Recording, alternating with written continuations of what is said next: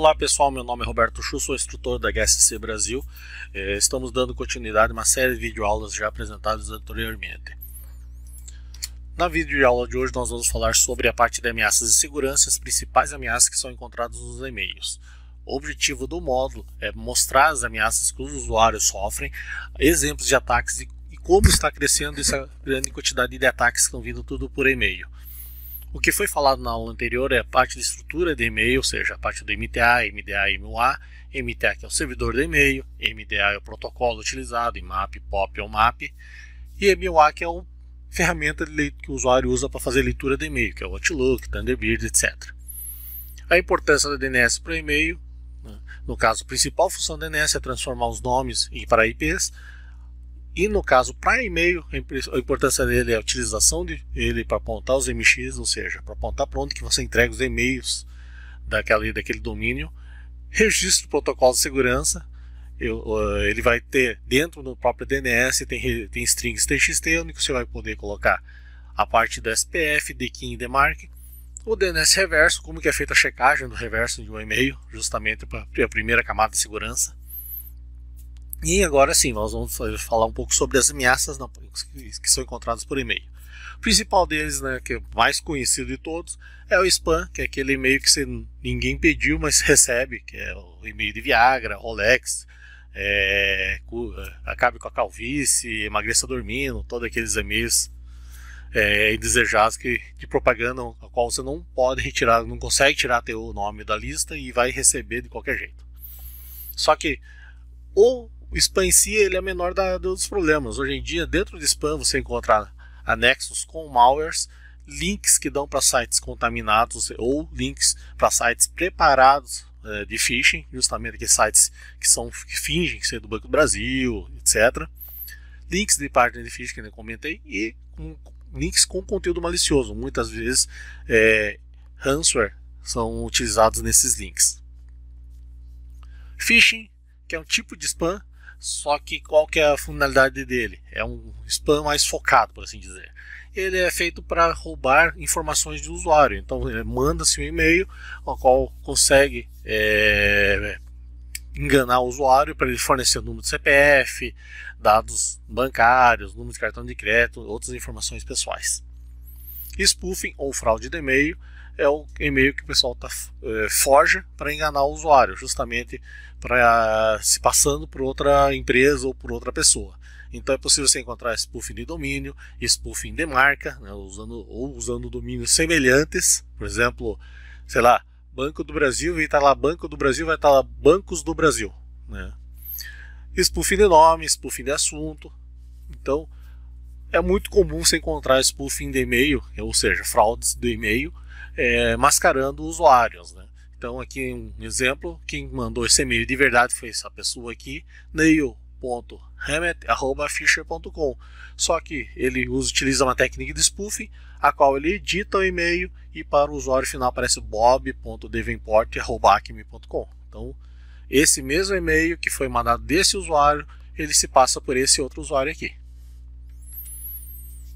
E ransomware, que é a atual ameaça, uma das ameaças mais crescentes, que surgiu no último tempo.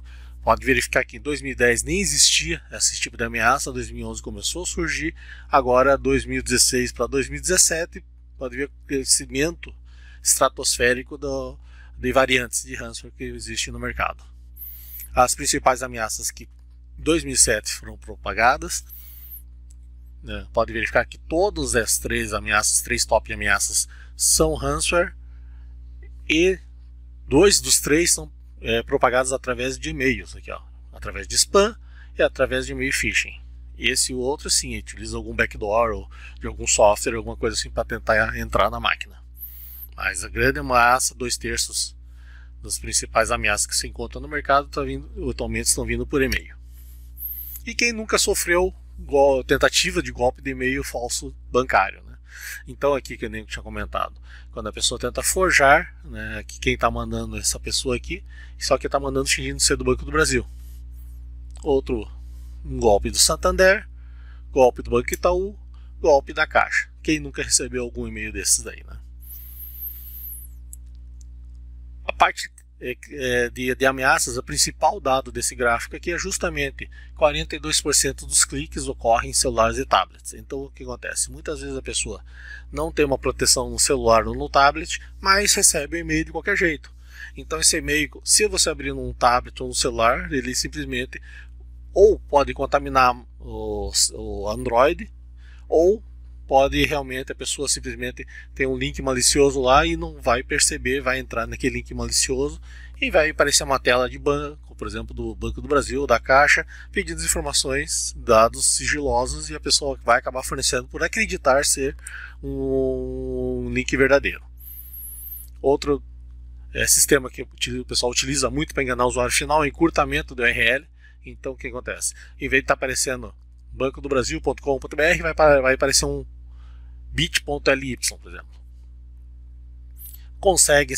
Os URLs podem ser disfarçados em anexos criptografados. Ele manda um anexo criptografado com o nome da senha dentro dele e está lá um link só, né? A pessoa clica e entra no link falso, além de encaminhar para as páginas contaminadas. Um pouco sobre estudo realizado que apresenta que a maioria dos links a pessoa só clica depois de 24 horas. Ou seja, se eu mando um e-mail para você numa sexta-feira, você só vai clicar na segunda, provavelmente. Não necessariamente você vai chegar, recebeu na sexta, você já clica no link. Por que a importância dessa informação? Se o site, por exemplo, se eu mando um e-mail na sexta, o e-mail é verificado pelo anti-spam, e o anti-spam verifica o link inclusive. Não encontrou nada no link. Ótimo, entregou o e-mail para o servidor. Na segunda-feira, quando você for abrir, você vai entrar naquele link. Só que se no final de semana a página tiver sido invadida e colocar um malware nele, na segunda-feira, quando você clicar, a tua máquina vai ser contaminada. Então tem que tomar cuidado nesse dado, justamente nesse gap desse tempo. Dependendo da solução, ele faz a reescrita de URLs e daí você consegue sanar esse tipo de problema.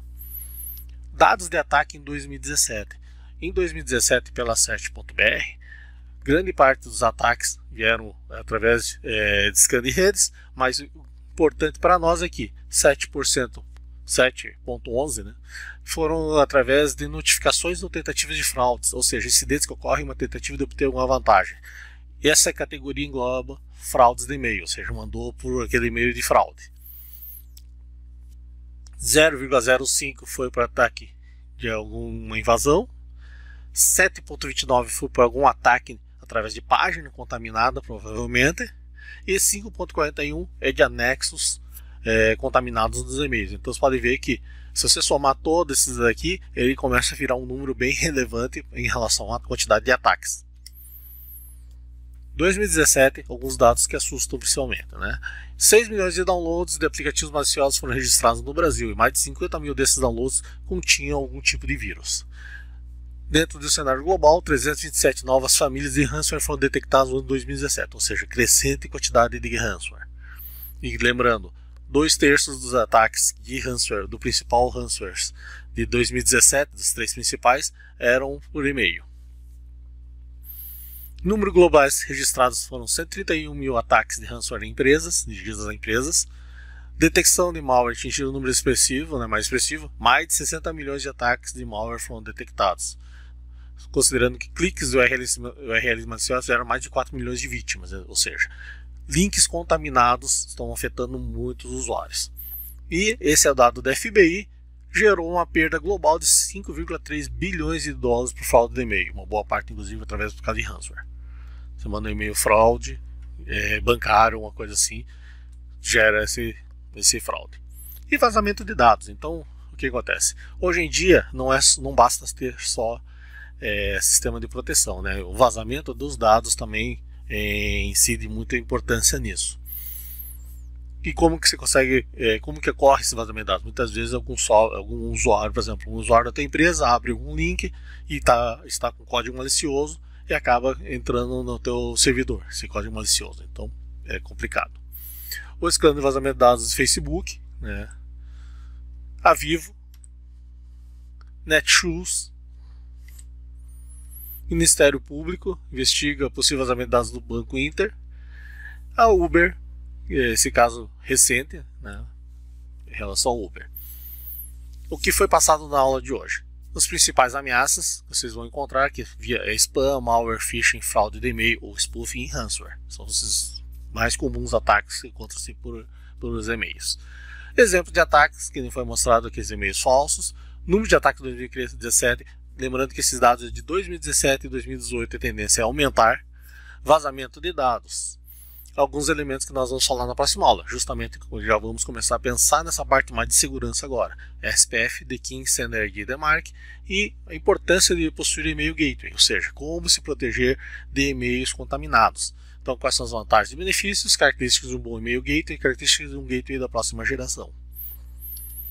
Caso tenha mais alguma dúvida, pode mandar e-mail para roberto.chu@gsbrasil.com.br ou entrar em contato por telefone. Muito obrigado.